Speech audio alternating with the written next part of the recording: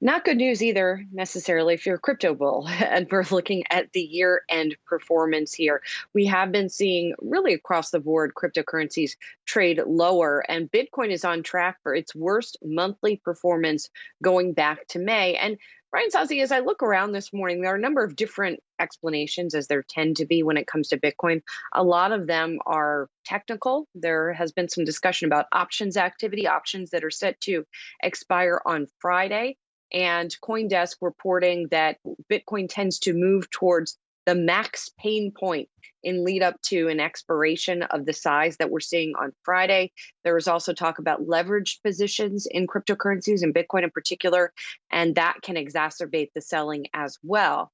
So it's always interesting to kind of try to look through the hood as much as we can when it comes to some of these cryptocurrency moves.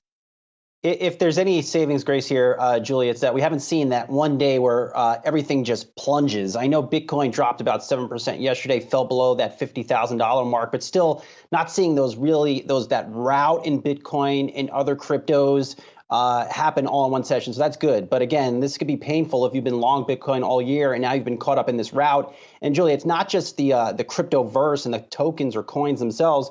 Really, it's some of the stocks, and I'm just looking at my notes here. Riot blockchain down about 36% so far this month. You have Coinbase down 13%. Robinhood has been absolutely slaughtered, down close to 40% over the past month, in large part because of these crypto exposures. But still not seeing any takes or chatter out there, Julie, that suddenly Bitcoin is going to go away, or some of these other coins like Dogecoin are going away. I think we can all agree that Bitcoin and other cryptos are here to stay. It's just a matter, perhaps, of some year-end portfolio cleaning up, and perhaps that this dynamic or the selling will change when the calendar turns.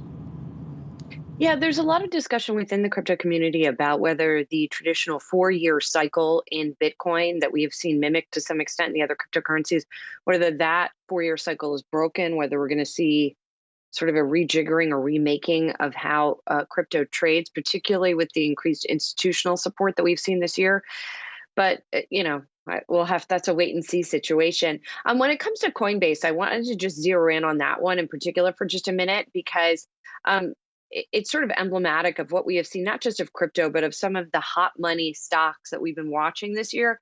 And I was just looking at some of the stats this morning. So Coinbase, its first trading day was back on April 14th. It wasn't an initial public offering, remember. It was a direct listing. And the shares closed that first day at about 328. So you see now they're trading at 261. And again, this is reflective of crypto and the sort of rollover over that we've seen, but it's also reflective of what we've seen in terms of IPOs. We're going to talk about this more in the show, Saz. But the Wall Street Journal reporting this morning that 2/3 of all the debuts this year are trading below those IPO or debut prices. And Coinbase is just one example of those. There are many others.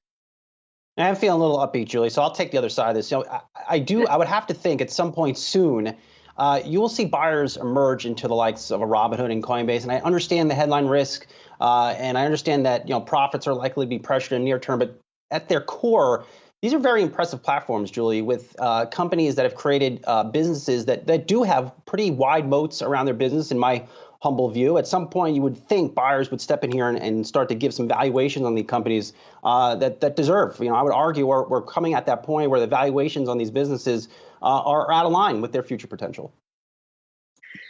In both directions, maybe still for some of them.